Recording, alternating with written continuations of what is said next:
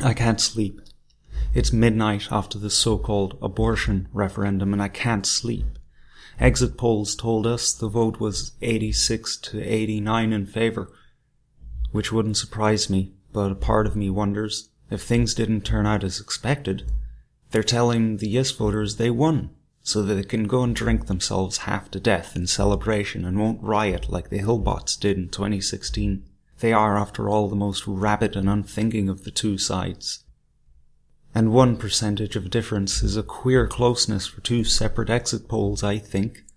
But still, somebody voted yes. Somebody in my family, somebody I know as a person, and I know them to be fundamentally good. I fear for their souls. Every time the Irish have been given the opportunity to vote on anything, they've shot themselves in the foot. Oh yeah, except that one time when we rejected the Lisbon Treaty and Bertie Ahern said, now lads, you didn't really mean that, let's do it again. And we actually passed the damn amendment. We've given up every conceivable right at this stage to an external power, and thus any right to govern ourselves democratically. Now we've gone and removed the only constitutional protection of all unborn children. I think I see a pattern here. We're a nation of spineless bitches. After fathomless centuries of subjugation by our stronger neighbour, we fled in terror from freedom within a few decades to an even bigger subjugating force, and it seems we can't get rid of our rights fast enough.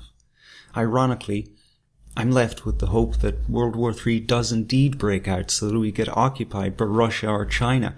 They'll take better care of us than Britain or the EU, or even better care than we can take care of ourselves.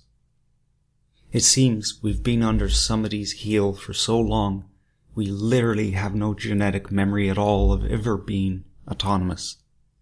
So that got me thinking. Monarchy's not such a bad idea, eh?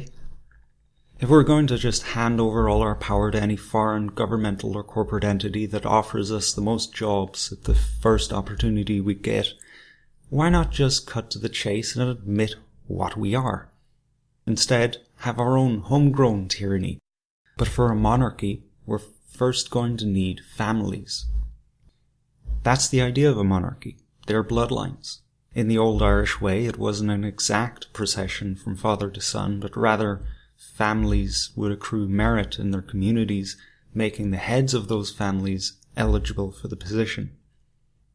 It wouldn't be totally like Breton law, since that had a small d democratic element to it, and we've already proven to ourselves that we can't even handle the most simplest decisions, like does an unborn child have basic rights?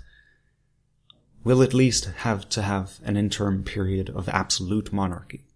So while the rest of Ireland slowly acculturates itself to the idea of abortion as a form of contraception, let's leave them to commit suicide and build our own families.